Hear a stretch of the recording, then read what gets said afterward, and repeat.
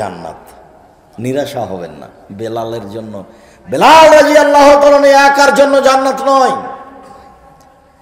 বেলাল রাদিয়াল্লাহু তাআলা একার জন্য জান্নাত কি না, আমরাও জান্নাত পাওয়ার আশা করতে পারি।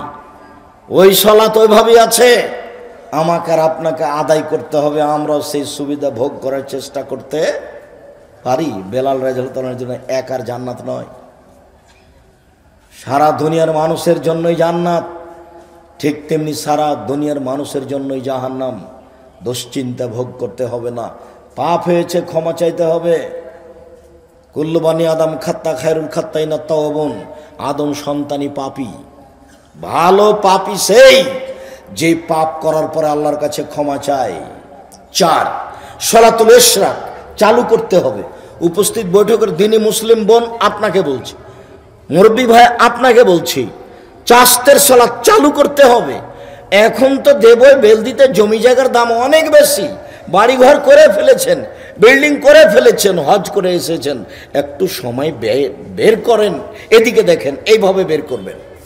আনাস রাদিয়াল্লাহু তাআলা আনহু বলেন, রাসূল সাল্লাল্লাহু আলাইহি ওয়াসাল্লাম বলেছেন, মান সাল্লাল ফাজরা ফি জামাতিন সুম্মা কাদা, কেউ ফজরের সালাত আদায় করলো জামাতে, তারপর ওখানে বসে তাসবিহ তাহলিল জিকির আজকার করতে লাগলো, হাত্তা তাতলু আশ-শামস, করতে করতে সূর্য উঠে গেল।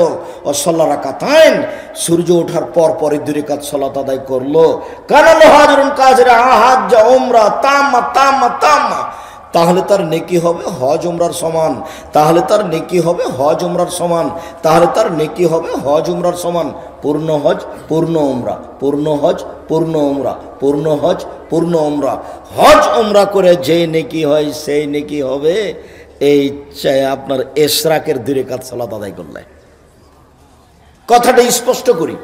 উপস্থিত বৈঠকের মুসলিম বোন, আব্দুর রাজ্জাক সাহেব, আপনি যা বললেন তা তো মসজিদে জামাতে সালাত আদায় করলো, বসে থাকলো, সূর্য উঠলো, 2 রাকাত সালাত আদায় করলো। আমরা তো মসজিদে যাই না, বাড়িতেই তো থাকি, আমাদের কি হবে? ঠিক আছে, সমস্যা নেই, আপনি বাড়িতেই ফজরের সালাত আদায় করেন, তারপর ওখানে বসে তাসবিহ তাহলিল জিকির আজকার করেন, পেশাব পায়খানা লাগলে যাবেন, উজু করে বের হয়ে আসবেন। সামাজিক কাজে জড়াবেন না, বাড়িঘর ঝাড়ু দেওয়া কাজে, রান্না বান্না কাজে জড়াবেন না। সূর্য ওঠার সাথে সাথে আপনি 2 রাকাত সালাত আদায় করবেন, তাহলে পূর্ণ হজ পূর্ণ উমরার নেকি হবে। পূর্ণ হজ পূর্ণ উমরার নেকি হবে, এ কথা আমি বলিনি, এ কথা মুহাম্মদ সাল্লাল্লাহু আলাইহি সাল্লাম বলেন। আল্লাহর নেকির অভাব নাই, আপনি নিরাশা হবেন না। আপনি কাজ করেন তো, আমি তো আপনাকে বলেছি সূরা ইখলাস 3 বার পড়েন, একবার কোরআন মাজিদ পড়ার সময় নেকি হবে। তিনি একবার কোরআন মাজিদ তো 30 পারা, প্রত্যেক অক্ষরে 10 নেকি, তাহলে সূরা ইখলাস পড়লে কত নেকি? 1 মিনিটে আমি 3 বার পড়ে নেব। পড়েন না, আপনি তো পড়তেই পাচ্ছেন না, পড়ে আপনি নেকি দিয়ে ব্যাগ ভর্তি করে নেন, নেকি 2 হাত দিয়ে লুটে নেন, শ্বাস বন্ধ হয়ে গেলে তো করা যাবে না। সূরা ইখলাস পড়েন। আমি যখন বলেছি নসিহত, তখন বলেছি 4টা নসিহত থাকলো জাতির কাছে। 1, 5 ওয়াক্ত সালাত, 2, হালাল রুজি, 3, কোরআন তেলাওয়াত, অন্তত সূরা ইখলাস, 4, 2 জন যেখানে বসে আছে সেখানে বসবেন না, তার নাম আড্ডা পিটা। ওখানে আর একজনের বদনাম হচ্ছে, আপনি ওখানে গিয়ে বলছেন ঠিকই বলেছিস, আসলেই খারাপ। এবার কি হবে বলেন দেখি? এবার তাহাজ্জুদ, হজ যা করেছেন, দান খায়রাত সব বিলিয়ে গেছে, একটাও টিকবে না। ওর নাম হচ্ছে জুলুম। আপনি বললেন ঠিক বলেছিস, আসলেই খারাপ, এটা হলো জুলুম। কোন জুলুম? আপনি আর একজনের জমি দেওয়ে জোর করে দখল করে নিয়েছেন, ওটাও জুলুম, এটাও জুলুম। এদের বিচার পরে হবে। রিকশাওয়ালাকে 1 থাপ্পড় দিয়েছেন, বিচার পরে হবে। জোর করে জমি দখল করেছেন, বিচার পরে হবে। একজনকে চিৎকার করে অপমান করেছেন, মুরব্বী মানুষকে, বিচার পরে হবে। যারা জালেম তাদের বিচার পরে হবে। একদিন যদি লেট হয় 50,000 বছর, আর 3 দিন যদি লেট হয় 1.5 লক্ষ বছর। আর ভালো মানুষের বিচারের সময়সীমা কতটুকু বলেন তো দেখি? এক ওয়াক্ত সালাত আদায়ের সমান। মনে নাই মনে হয়? একটা ভালো মানুষের বিচারের সময় কতটুকু? ফরজ, এক ওয়াক্ত ফরজ সালাত আদায়ের সমান। ধরে নি 5 মিনিট, 7 মিনিট, ঊর্ধ্বে 10 মিনিট। একজন মানুষের বিচারের সময়সীমা 5 মিনিট, 7 মিনিট। সেইখানে একটা লোকের বিচার যদি একদিন লেট হয় তাহলে 50,000 বছর। 3 দিন লেট হলে 1.5 লক্ষ বছর। যারা জালেম তাদের বিচার পরে হবে। আচ্ছা, ঘুমিয়ে যাচ্ছেন নাকি? আরে জমি হলো এই পর্যন্ত, প্রাচীর দিয়েছে, তারপর গাছটা প্রাচীরের বাইরে করেছে, এটা জুলুম না এটা ভালো? গাছটা বাইরে লাগানো হচ্ছে। দেখেন, আমি বলেছি কালনিতে বহুবার 24 ঘন্টার মধ্যে গাছ কেটে ফেলতে হবে। ধর্ম জান্নাতে গিয়ে বাস্তবায়ন করে, হজ করে সুন্দর করে জান্নাতে চলে যায়। প্রাচীরের বাইরে গাছ লাগানো আছে। সবারই গাড়ি ঠেকছে, কেউ কিছু বুঝতে চায় না। আল্লাহ নবী বলছেন, যেখানে রাস্তা নিয়ে গন্ডগোল হবে সেখানে রাস্তা ডবল হবে।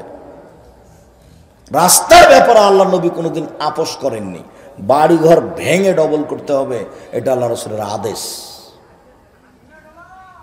জুলুম কথাটা বলতে গিয়ে চট করে এটা মনে পড়ে গেল যে প্রাচীর দেওয়া আছে আপনার শেষ সীমায়, প্রাচীরের বাইরে গাছ লাগানো আছে সব রাস্তায়, এবার যেখান দিয়ে হাঁটবেন সেখানে। আরেকটা জিনিস আমরা বলতে পারি না, চাঁপাইনবাবগঞ্জে যেসব এলাকা আমাদের বাড়ি, তো এরকম তো আমরা বুঝিনি। গ্রামে আমরা বসবাস করি, তো কেউ যদি রাস্তার দিকে আগে একটা খোঁটা পুঁতেছে, গরু বেঁধে রাখবে, খোঁটা বুঝেন আপনারা? ওখানে গরু বেঁধে রাখবে, সেই জন্য তখন যে মুরব্বি হেঁটেছে সে বলেছে, এই ছেলে, এই ছেলে, ওখানে খোঁটাটা পুঁতছ কেন? গরুটা রাস্তায় চলে আসবে না? একটু খেয়াল করছে না? আর একটু ভিতরে পুঁতো, আর একটু ভিতরে পুঁতো। তখন ওই লোকটা, ওই খোঁটাটা, ছেলেটা খোঁটাটা ওখান থেকে তুলে নিয়ে 2 ফুট 3 ফুট আবার 4 ফুট ভিতরে পুঁতেছে। অবাক, কেউ কাউকে কিছু বলে না, কই আমি তো দেখতে পাই না, বুঝতে পারি না। আমি তো অনেক দিন থেকে আছি, 2013 সাল থেকে আছি। 2013 সালের 9 ফেব্রুয়ারি, 9 এপ্রিল কি ফেব্রুয়ারি এসেছিলাম প্রোগ্রামে, যেদিন ডাক্তার আব্দুস সুবহানের সাথে সকালে দেখা হয়। মুশারফদের বাসাতে রাতে ছিলাম। সকালে ডাক্তার আব্দুস সুবহানের সাথে দেখা হলো। প্রায় 90 বছরের একজন বৃদ্ধ মানুষ, হালকা পাতলা, কান্নাকাটি করে বলছে, অনেক দিন থেকে আমি একটু জমি সংগ্রহ করে রেখেছিলাম, কিছু করতে পারি না, পড়ে আছে। 65 বছর থেকে এই জমি পড়ে আছে, 65 বছর থেকে, আপনার জন্মের আগে বিরান পড়ে আছে। এখন ওখানে ছেলে মেয়ে পড়াশোনা করে, যার জন্য আরো কাউকে শয়তানে গুতাই, পড়াশোনা হচ্ছে কেন, বন্ধ কর, ঠেকা, এগুলো করছে শয়তানের কাজ। যেটা এরা মনে করছে ঠিকই তো, পড়াশোনা কেন হচ্ছে, ক্ষতি করো। সম্মানিত দ্বীনি ভাই বোন, জুলুম করলে বিচার পরে হবে, এটা সাবধান থাকবেন। মধ্যখানে একটা কথা থেকে গেল, বলছিলাম রাসূল সাল্লাল্লাহু আলাইহি সাল্লাম বলেন, চাস্তের সালাত, চাস্তের সালাত আমি একটু সংক্ষিপ্ত করে দিই, 8 রাকাত পড়া যায়, নেকি কি আল্লাহ নবী বলেননি। 4 রাকাত পড়া যায়, নেকি কি আল্লাহ নবী বলেননি। 2 রাকাত পড়া যায়, ভালো, নেকি কি? এবার দেখেন আল্লাহ রাসূল বলছেন যে ইসবাহ কুল্লু বানি আদম আলা কুল্লি সুলামা, আদম সন্তানের প্রত্যেক জোড়ের বিনিময়ে তাকে দান করতে হবে। এইটা আল্লাহ রাসূলের কথা। জোড়, জয়েন্ট বুঝেন কি? জয়েন্ট বুঝেন? জোড়া, জোড়ার বিনিময়ে দান করতে হবে। এই কথা বলার পরে আল্লাহ রাসূল বলছেন, অবিকুল্লে তাসবিহাতিন সাদাকা, সুবহানাল্লাহ বললে দানের নেকি হয়। অবিকুল্লে তাহমিদাতিন সাদাকা, আলহামদুলিল্লাহ বললে দানের নেকি হয়। অবিকুল্লে তাহলিলাতিন সাদাকা, লা ইলাহা ইল্লাল্লাহ বললে দানের নেকি হয়। অবিকুল্লে তাকবিরাতিন সাদাকা, আল্লাহু আকবার বললে দানের নেকি হয়। আমরিন বিল মারুফে সাদাকা, ভালো কাজের নিষেধ করলে বা আদেশ করলে দানের নেকি হয়। নাহিয়ানিল মুনকারে সাদাকা, মন্দ কাজের নিষেধ করলে দানের নেকি হয়। এতগুলি কাজে যত নেকি হয়, রাকাতায়ে যোহা, চাস্তের 2 রাকাত সালাত আদায় করলে তত নেকি হয়। বোঝা যায়নি? আবার বলি, সুবহানাল্লাহ বললে দানের নেকি হয়, আলহামদুলিল্লাহ বললে দানের নেকি হয়, লা ইলাহা ইল্লাল্লাহ বললে দানের নেকি হয়, আল্লাহ আকবার বললে দানের নেকি হয়, ভালো কাজের আদেশ করলে দানের নেকি হয়, মন্দ কাজের নিষেধ করলে দানের নেকি হয়, সব মিলে যত নেকি হয় চাস্তের 2 রাকাত সালাত আদায় করলে তত নেকি হয়। আর এক বর্ণনায় রাসূল সাল্লাল্লাহু আলাইহি সাল্লাম বললেন যে আদম সন্তানের প্রত্যেক জোড়ের বিনিময়ে তাকে দান করতে হবে। তখন সাহাবীগণ বললেন এটা তো কেউ পারবে না, এটা তো খুব ভারী। তখন আল্লাহ রাসূল বলছেন শোনো শোনো শোনো, মসজিদ থেকে যদি তুমি আবর্জনা ঝাড়ু দিয়ে ফেলে দাও তাহলে সব মিলে প্রত্যেক জোড়ের বিনিময়ে দান করলে যত নেকি হয় তত নেকি হবে। তখন বললেন কেউ যদি ঝাড়ু দিয়ে ময়লা পরিষ্কার করতে না পারে, তখন আল্লাহ রাসূল বলছেন যে রাস্তা থেকে কষ্টদায়ক জিনিস সরিয়ে দিলে প্রত্যেক জোড়ের বিনিময়ে দান করে যত নেকি হয় তত নেকি হবে। শুধু চেয়ারম্যান মেম্বারকে রাস্তা থেকে মরা কুকুর সরাতে হবে না, আপনাকে সরাতে হবে। আপনার বাড়ির সামনে যে অসুবিধা হচ্ছে এটা আপনাকে ঠিক করতে হবে, তাহলে আপনি দানের নেকি পাবেন। এইবার সাহাবীগণ বলছেন এইটা যদি না পারে, তখন আল্লাহ রাসূল বলছেন ইয়াজিদ মিন যালিকা রাকাতাই দোয়া, তাহলে চাস্তের 2 রাকাত সালাত আদায় করলে এইগুলি যত কিছু আছে সব করে যত নেকি হবে চাস্তের 2 রাকাত সালাতে তত নেকি হবে। চাস্তের 2 রাকাত সালাত। এরপরে সংক্ষিপ্ত সালাতুল হাজা। সালাতুল হাজার একটা জরুরি অংশ, এদিকে লক্ষ্য করেন, আমি কথা কমিয়ে দিলাম। ইব্রাহিম আলাইহিস সালাম তার স্ত্রীকে নিয়ে এক স্বৈরাচারী এলাকায় ঢুকলেন। স্বৈরাচারী শাসক বলল যে তোমার সাথে এই মেয়েটি কে? ইব্রাহিম আলাইহিস সালামের স্ত্রী সবচেয়ে সুন্দরী, সারা পৃথিবীতে হাওয়া থেকে নিয়ে কিয়ামত পর্যন্ত যত মহিলা এসেছে, যত মহিলা আছে, যত মহিলা আসবে সবার চেয়ে সুন্দরী।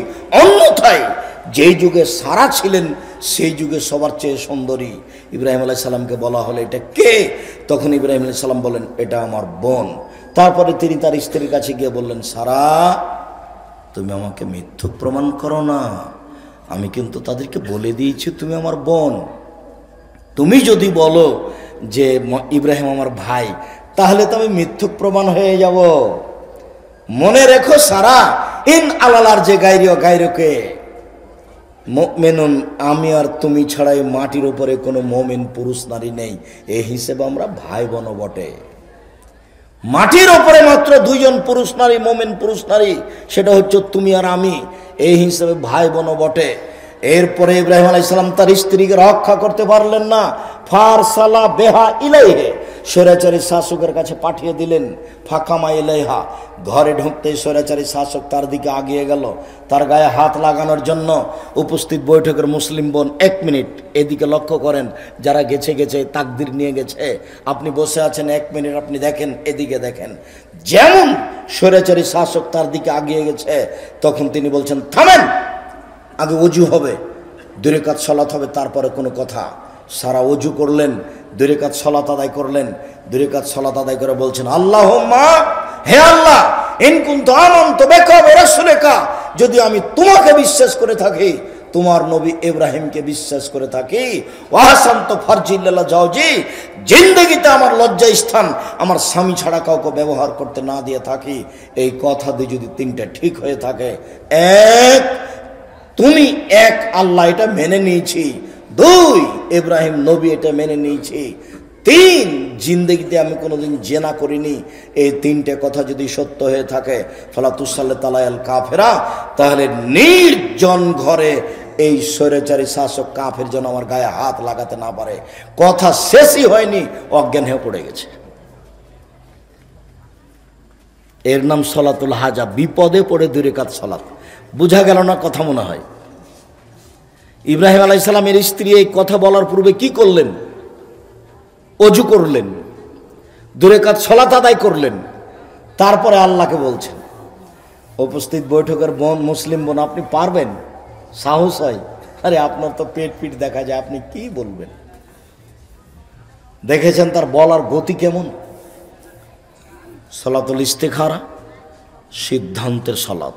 কোনো কিছু সিদ্ধান্ত নিলে 2 রাকাত সালাত আদায় করে ইস্তেখারার দোয়া পড়তে হবে, সালাম ফিরতে হবে, ঘুমিয়ে যেতে হবে, সিদ্ধান্ত পাওয়া যাবে।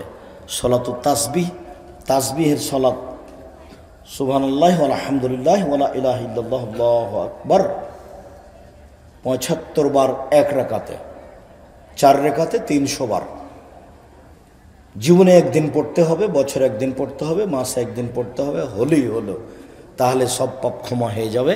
এ হাদিস ঠিক নয়, যার কারণে এ হাদিসের আমরা বিস্তারিত বিবরণ দিই না, এর প্রতি আমল করতে হবে না। সম্মানিত দিনী ভাই বোন, আমাদের আলোচনার শেষের দিকে চলে এসে আমি আপনাদেরকে আবারও অনুরোধ জানাচ্ছি, আল্লাহকে সন্তুষ্ট করার জন্য রাতে উঠে আপনি 2 রাকাত সালাত আদায় করবেন। যদি 10 আয়াত পড়তে পারেন 2 রাকাত সালাতে, 10 আয়াত, তাহলে পৃথিবীতে বড় বড় মানুষ যারা নবী রাসূল সিদ্দিক সোহদা, ওদের একটা তালিকা আছে, আপনার নামটা সেই তালিকাতে লিখে দেওয়া হবে। চেষ্টা করেন, রাতে উঠে সালাত আদায় করতে চাইলে রাত 10টায় ঘুমিয়ে যেতে হবে। আপনি যে ঘরে থাকবেন সে ঘরে টিভি রাখা হবে না, বড় মোবাইল রাখা হবে না। মাগরিবের পরে খেয়ে নেবেন, এসার পরে ঘুমিয়ে যাবেন, রাত 2টা 3টায় উঠবেন, আকাশের দিকে লক্ষ্য করে যদি পারেন আলেমনারের শেষ আয়াতের শেষ রুকুর 5 আয়াত পড়বেন, আর যদি না পারেন তাহলে এইটুকু পড়বেন, আকাশের দিকে লক্ষ্য করে লা ইলাহা ইল্লাল্লাহু ওয়াহদাহু লা শারীকা লাহু লাহুল মুলকু ওয়া লাহুল হামদু ওয়া হুয়া আলা কুল্লি শাইইন কাদির ওয়া সুবহানাল্লাহি ওয়া আলহামদুলিল্লাহি ওয়া লা ইলাহা ইল্লাল্লাহু আল্লাহু আকবার ওয়া লা হাওলা ওয়া লা কুওয়াতা ইল্লা বিল্লাহ রব্বিগফিরলি। অতীতের সব পাপ ক্ষমা। চেষ্টা করেন রাতে উঠে 2 রাকাত সালাত আদায় করে, নিজের জন্য বলেন, ছেলে মেয়ের জন্য বলেন, জাতির জন্য বলেন।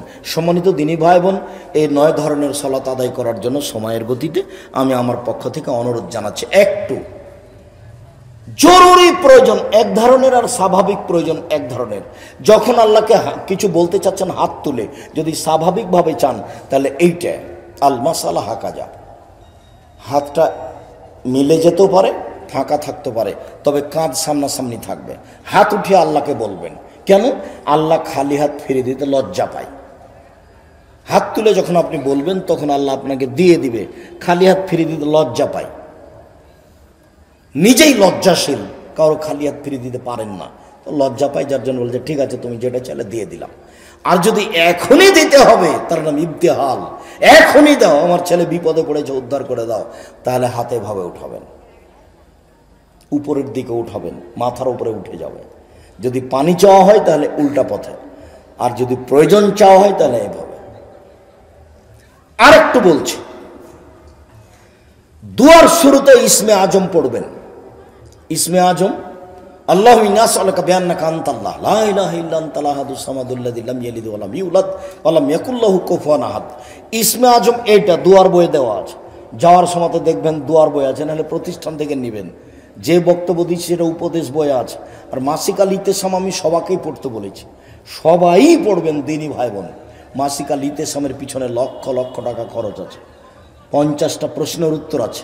যেটুকু জরুরি বলছিলাম সেটুকু হলো এই যে প্রথমে আপনি আগে ইসমে আজম পড়বেন।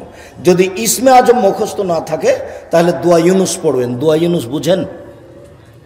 লা ইলাহা ইল্লা আনতা সুবহানাকা ইন্নী কুনতু মিনাজ জালিমিন।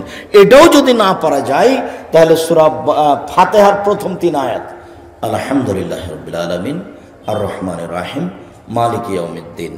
এরপর আপনি দুরূদ পড়বেন, দুরূদে ইব্রাহিম। এরপর আপনি নিজের কথা বলবেন। বোঝা গেল না মনে হয় পদ্ধতি? 1 নম্বরে 3টা আছে। 1 নম্বরে 1 ইসমে আজম, যদি না হয় তাহলে এটাও ইসমে আজম, দোয়া ইউনুস এটাও ইসমে আজম। 2 3 এটা না হলে সূরা ফাতিহার প্রথম 3 আয়াত, আলহামদুলিল্লাহি রাব্বিল আলামিন আর রহমানির রহিম মালিকি ইয়াউমিদ্দিন। যে কোনো একটা পড়েন, এইটা না হয় এইটা, না হয় এইটা। তারপরে দুরূদ, দুরূদে ইব্রাহিম। তারপরে নিজের কথা বলেন যে দেব বাজার আমার একটা দোকানের ব্যবস্থা করে দাও, যেটা আপনার প্রয়োজন। আমার ছেলেটাকে বড় আলেম করে দাও। খুব কান্নাকাটি করে বলবেন, তাহলে আল্লাহ সহজে বুঝবেন আপনার প্রয়োজনটা। আর হোমসিকেলি বললেন মাঝহাবিদের মতো বেহাক্কা লা ইলাহা ইল্লাল্লাহ, তখন এটা তো আল্লাহ বুঝছেন যে কি করছে। আল্লাহকে তো আর এমনি বুঝানো যাবে না, তাকে অন্তর থেকে কান্নাকাটি করে বুঝাতে হবে। আল্লাহ তাআলা আমাদের নবীকে বলছেন, ফাইদা ফারাকতা ফানসব ওয়া ইলা রাব্বিকা ফারগাব। মুহাম্মদ সাল্লাল্লাহু আলাইহি সাল্লাম, আপনি দুনিয়াবি কাজ শেষ করে অবসর হয়ে কঠোর শ্রমে আত্মনিয়োগ করুন, আর আপনি আমাকে যা বলবেন তা কান্নাকাটি করে বিনয়ের সাথে বলুন। সম্মানিত দিনী ভাই বোন, নিজের জন্য দোয়া করার অনুরোধ জানিয়ে, দেবই মাদ্রাসার সার্বিক সুবিধা কামনা করে তার জন্য দোয়া করার অনুরোধ জানিয়ে, জামিয়া সালাফের জন্য আন্তরিকভাবে দোয়া করার জন্য জোরালো অনুরোধ জানিয়ে, জামিয়া সালাফিয়াতে সম্মেলন হচ্ছে 2-3 মার্চ এলাকাবাসীকে সেই দিন আন্তরিকভাবে উপস্থিত থাকার অনুরোধ জানিয়ে, বই পুস্তকগুলি নেওয়ার অনুরোধ জানিয়ে, আজকে যেসব কথাগুলি বলছিলাম অতীব গুরুত্বপূর্ণ। অন্তত অজু করে 2 রাকাত সালাত, নইলে ফজরের সালাত আদায় করে ওখানে বসে থেকে 2 রাকাত সালাত, এগুলি আমল করার জন্য অনুরোধ জানিয়ে, বিশেষভাবে নিজের প্রয়োজন মেটানোর জন্য হাত তুলে দোয়া করার অনুরোধ জানিয়ে আপাতত আজকের মতো কথা এখানে শেষ করলাম।